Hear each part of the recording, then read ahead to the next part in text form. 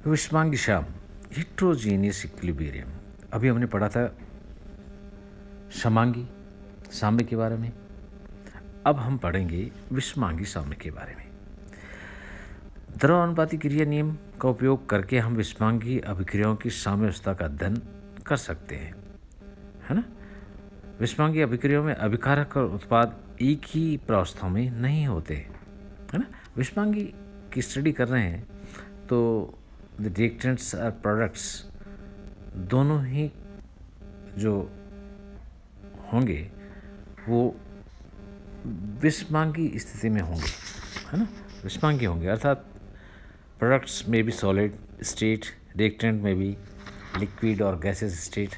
इस प्रकार से जो रिएक्शंस होगी जिनमें साम्यावस्था उपस्थित होगी, हम उन्हीं के बारे में स्टडी करेंगे। जैसे फॉर एग्जांपल ले लें, हम उदाहरण के लिए ले लेते हैं हम कैल्शियम कार्बोनाइड्स, और साम्यावस्था में है calcium oxides plus carbon dioxide.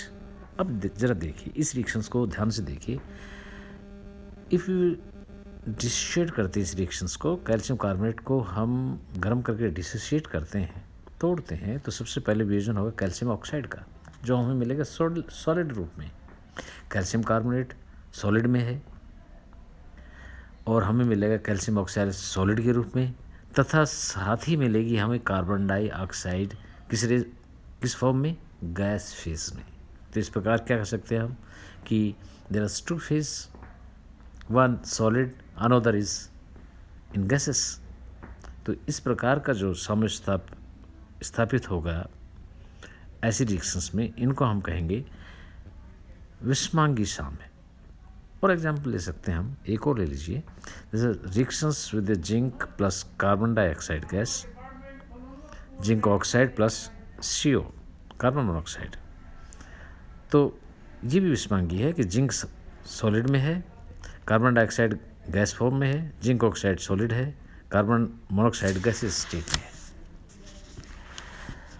और भी ले सकते हैं, carbon plus carbon dioxide gas साम्यावस्था में है CO, ग्रेफाइट सॉलिड है, CO2 गैसेस में है, और प्रोडक्ट हमारा क्या है, दैट इज़ आल्सो गैसेस में है।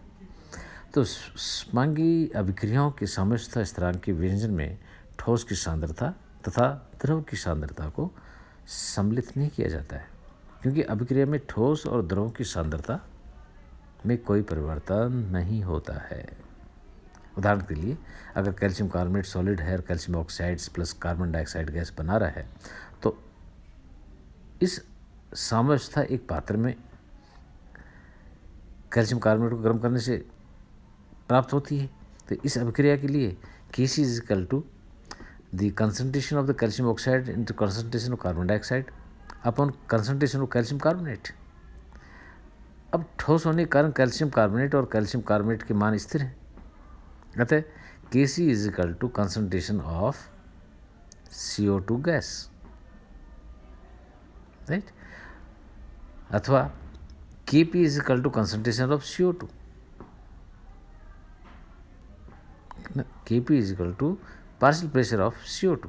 इस प्रकार अभिक्रिया को हम देख सकते हैं जिंक के लिए, जिंक प्लस कॉपर सल्फेट, है ना, इक्विलिब्रियम में कॉपर प्लस जिंक सल्फेट के, तो Kc की वैल्यू होगी zinc sulphate, concentration of zinc sulphate upon concentration of copper sulphate. तो इसी प्रकार से हम आयरन की भी देख सकते हैं। अब जरा देख लेते हैं हम एक examples. Graphite plus carbon dioxide gas equilibrium है कार्बन मोनोऑक्साइड गैस की, साम्यावस्था पर कार्बन मोनोऑक्साइड की मोल प्रतिशतता 50% पाई जाती है। साम्यावस्था पर कितने प्रतिशत CO2 गैस क्रिया करती है, गणना कीजिए।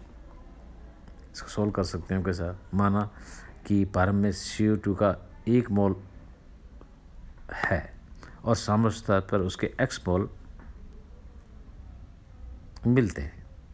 तो रिएक्शंस को सबसे सर्वप्रथम लिखेंगे, reactions that the C plus carbon dioxide gas साम्यावस्था में है 2 मोल ऑफ कार्बन मोनोऑक्साइड्स।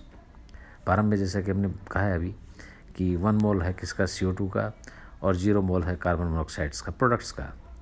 साम्यावस्था पर 1 - X 2X होगा।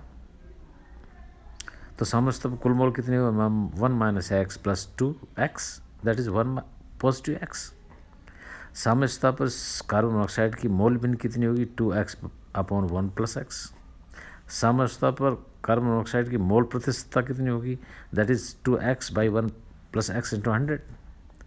तो इस प्रकार से 2x+1 + x × 100 ये हमें दिया गया है, दैट इज इक्वल टू कितनी, 50। तो x इज इक्वल टू 1/3 और 1/3 मीन्स 33.3% कार्बन मोनोऑक्साइड क्रिया करती है।